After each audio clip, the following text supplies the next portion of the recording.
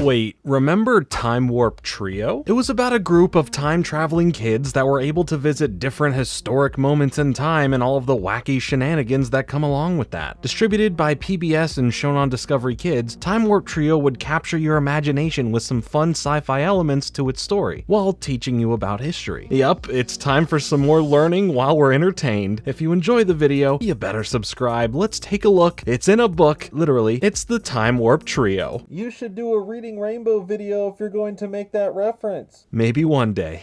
Maybe one day. And if you think I'm gonna start talking to you, you can just forget it. Welcome back to the 25 Days of Fringe-Miss, where there's going to be brand new videos every single day from December 1st to December 25th. Hop aboard.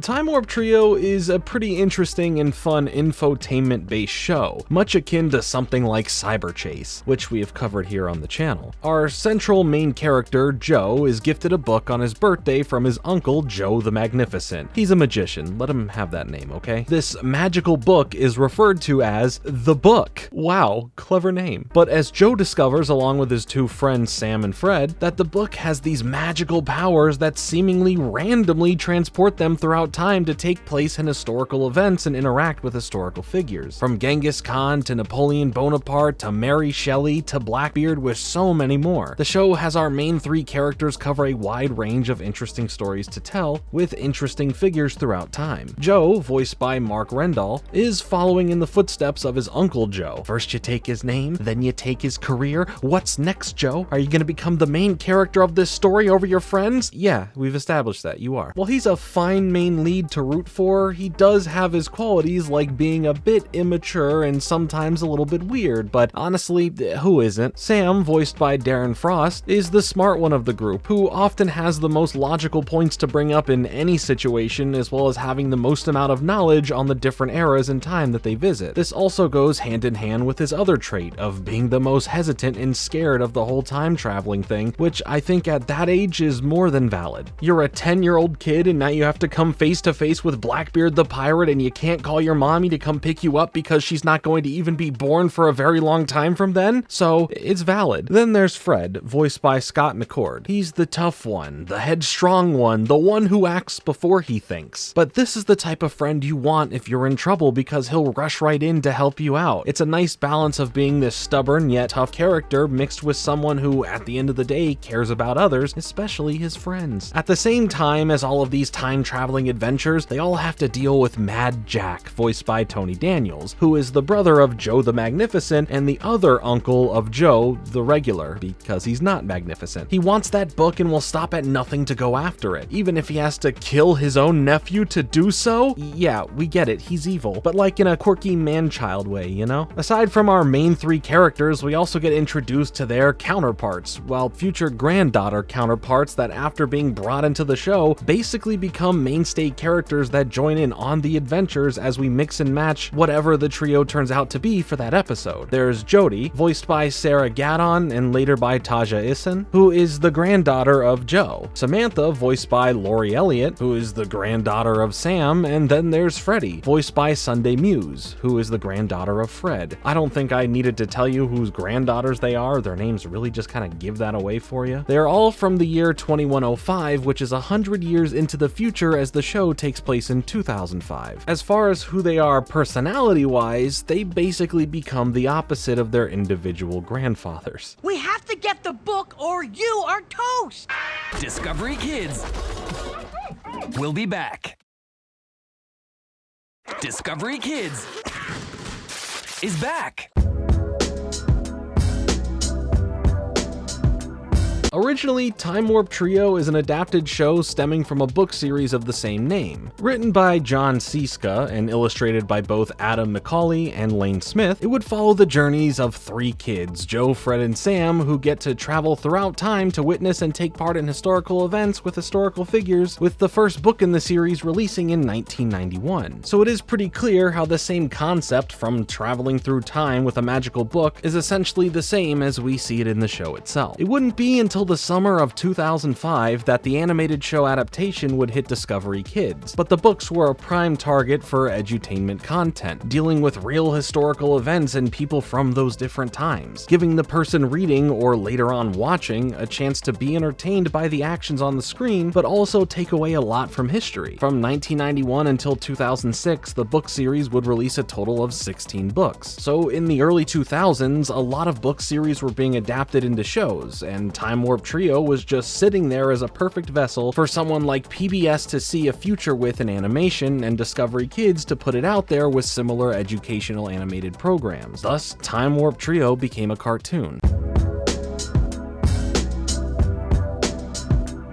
I think Time Warp Trio is pretty unique. While I don't think the concept of the show is wholly original, I think the stories it tells through this time travel vessel are pretty fascinating. I am big on infotainment, edutainment programs that don't make it feel like you're learning or being force-fed a bunch of information, but for a show to blend that in well to be an entertaining show is the real ticket winner, and I feel like this show does a great job at keeping you engaged in the show itself and makes it not only fun to learn about these historical events, but actually get to see them as they happened. Well, in cartoon form, but you know what I mean. In fact, speaking about it being a cartoon, you can clearly see that the animation for the show isn't what you'd find in most other shows, being more simplistic in style and especially in the movement. While I think those who aren't that big of a fan of it are completely valid to think that and have their opinions, my thoughts on it changed the more I watched it. Sure, it's pretty basic and looks pretty budgeted, but it has this unique charm that reminds me of the educational computer games I would play growing up, whether it was more simplistic web-based games or even games like the Jumpstart series. So while I can't particularly say the show looks great, I sure can say that it stood out more so because of that. Another thing that I think is both something that isn't a new concept but I thought was a fun twist for the series when it was introduced was the introduction of the main trio's granddaughters, essentially being just like their grandfathers but with some opposite character traits. But to not only randomly introduce them in an episode, but to then carry them forward as pseudo-main characters that join along on future adventures, constantly offering a different pairing of characters per different episodes. It felt like we just got a whole larger cast out of nowhere, and at least the concept of them being their descendants a couple generations in the future is kind of cool, seeing how they interact and also take their own places in the story. Since the series isn't too filled with information and history that I haven't already learned, it doesn't have the biggest impact on the learning side for me, but in knowing what is being talked about already, it was fun to jog my brain on some of these stories. As far as the other plot of the series outside of time traveling, the fact that they have to keep the book away from Joe's evil uncle Mad Jack presents a fun extra external conflict to give you a bit more than just a history lesson, especially when we learn new things about the book when the kids get stranded in Antarctica where the book itself is frozen and can't work, giving the situation a bit more suspense and a cool bit of lore for this show. Adding on to the lore was a series of graphic novels that were directly based off of the show's adaptation of the original source material, and while there weren't many of them made, it did seem like there were plans on building this show and overall IP into a larger franchise that would follow similar paths forward of something like Cyberchase. Adapting the original book series is pretty cool, and with the concept of it as well as the show, this property could have gone on to do a lot more, but sadly, after one season of the show, that was it for Time Warp Trio. I'm not saying you're wrong, but don't diss the phlegm.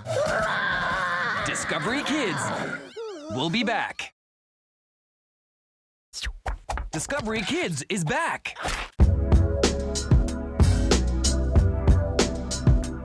So after 26 episodes of the show, we never got a continuation of a planned second season for the show. It would have furthered more stories featuring more historical figures from plenty of different time periods. It had the room to grow and continue on, but not only did the show come to an end a year after the show started, the book series that at this point would have been running for 15 years also came to an end, meaning that the future of Time Warp Trio on both mediums was no longer, especially with where the end of the first and I guess only season really led was going to bring some pretty cool stories, building up a major conflict between Joe and his uncle, the evil one. Hopefully. They can't speak for certain on it since sadly that didn't happen, but what caused the cancellation? Well, oddly enough, we were supposed to get more of the show with an apparent second season initially ordered for it, but how do you build an audience for a show with little to no marketing to inform viewers of the network about it? Sure, there was movement of the time slots to get more eyes on the show, but still, without proper promotion, who knows to tune in or stick around to give it a try? Which I feel with cartoons, to get kids to watch them and be excited for them, the ads in between other shows and little bumpers promoting them aid in giving the show a chance. Heck, that's how it worked for me as a kid with so many shows. Also, there doesn't seem to be too much co-mixing between the fans of the books and the fans of the show, mostly sticking or knowing about one or the other, leading to Discovery Kids pulling the plug on the ordered second season, and also leading to the sad end of the book series as well. And that's really it to the whole Time Warp Trio story. The book series ran for 15 years and the show got 26 fun adventures, but then it just kind of all ended and it never got to replicate the still ongoing success of Cyberchase, but for history, which I think there is plenty of room for a show like this to exist, and various other topic spin-offs in a similar way. If you have fond memories of the show, it's still a nice little slice of sci-fi and history that probably won't in modern day do too much for you now, aside from warm nostalgic feelings if you have them. Since it is only 26 episodes,